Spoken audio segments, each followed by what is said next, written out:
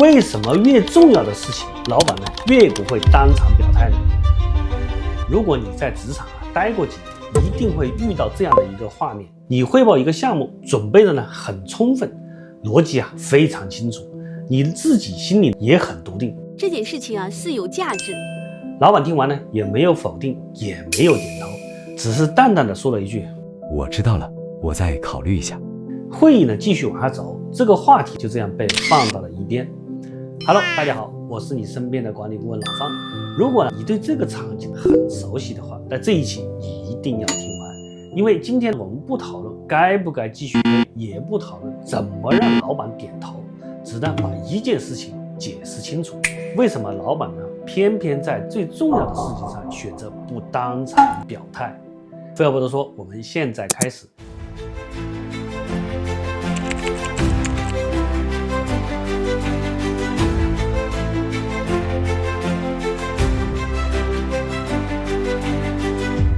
我们先把一个非常容易被误解的认知放到桌面上。很多人下意识呢可能会认为，老板不表态是因为他还不认可，或者因为方案呢不够成熟，甚至怀疑是不是自己呢没有讲好。但是呢，在大量的真实的管理场景里面，不当场表态并不是能力判断，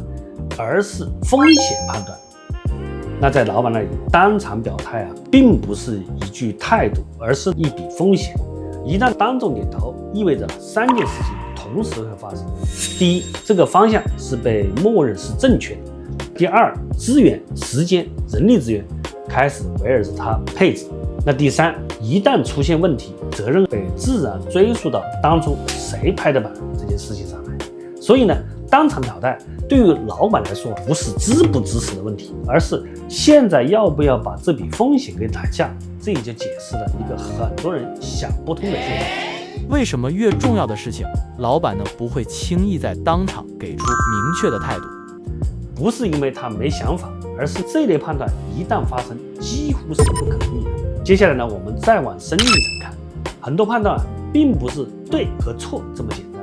往往需要一个缓冲的区间。而在这个区间里面呢，老板通常会观察几件事情：首先，外部环境有没有变化；其次，相关方的态度是不是稳定；最后，风险是否还在可控的范围之内。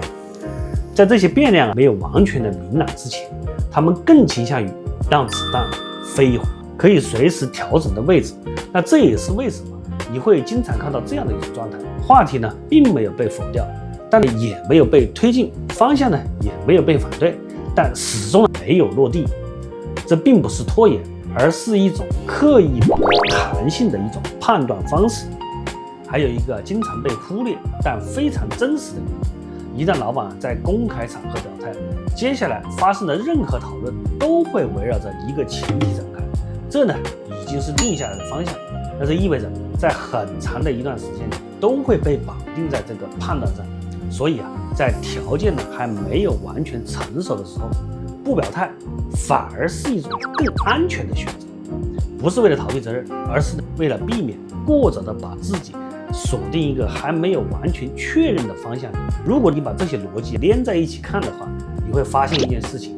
老板不表态往往发生在判断成本很高的时刻，而恰恰呢是这些时刻最容易被误读。很多人呢会在这个阶段呢产生一种错觉：那是不是我应该再多说一点？那是不是我再补一轮说明就能把这事给定下来？如果你站在老板的视角，你会发现，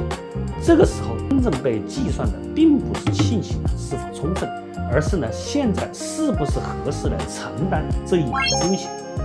让我们来看一个案例，帮我们来感受一下真实的管理场景。一家正在扩张的公司，业务负责人在管理会议上提出一个建议：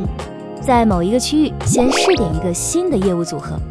不大规模铺开，但需要配合一部分核心资源。方案的本身并不激进，投入也是可控的，节奏呢也留有余地。从业务的角度来讲，这是一次可试错的探索。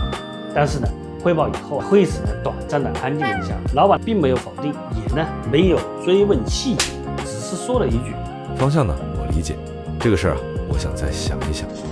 会议继续讨论下一个话题。会后呢，不少人私下议论：是不是这个项目老板不看好啊？那是不是觉得时机不成熟啊？那那是不是这个负责人呢没讲到点子上呢？但如果你站在老板的视角里，当时摆在他面前的并不是这个方案，而是那一刻他同时面对的是公司整体节奏是否要继续加速，他的业务线是否因此失衡，一旦失败，是否公司要承担过大的组织成本。一旦他在那次会议上点头，那这个方向就会视为已经定下来的战略事态，而在那个时候，这些不确定性并没有完全的浮出水面。所以呢，他选择了不表态，并不是因为没有想法，而是因为呢，这笔风险暂时还不到必须准备立刻承担的时候。所以你再次遇到他说再看看的这个场景时，不妨换一种角度理解。那这句话呢，并不等同于否定，也呢不等同于认可，它只是意味着这个判断还没有到必须立刻完成的阶段。看懂这一点，你会对很多职场的瞬间产生完全不同的理解。有些沉默呢，并不是回避；有些模糊呢，也并不是敷衍，而是判断系统为自己在争取时间。好，我们把这一期的核心意识收拢一下。老板不当场表态，往往不是因为没有想清楚，而是因为这件事情本身很重要。那当场表态就意味着风险立刻产生，而延迟表态是在等待一个更安全的时间点。如果你能理解到这一点，很多曾经让你困惑的瞬间都会慢慢的变得更加清晰。好，那我们今天就聊到这里，下一期我们继续会往下猜一个更容易被误判的场景。那什么时候老板其实已经在心里呢把决定做完了，你只是没有意识到而已。我是老棒，我们下期见，拜拜。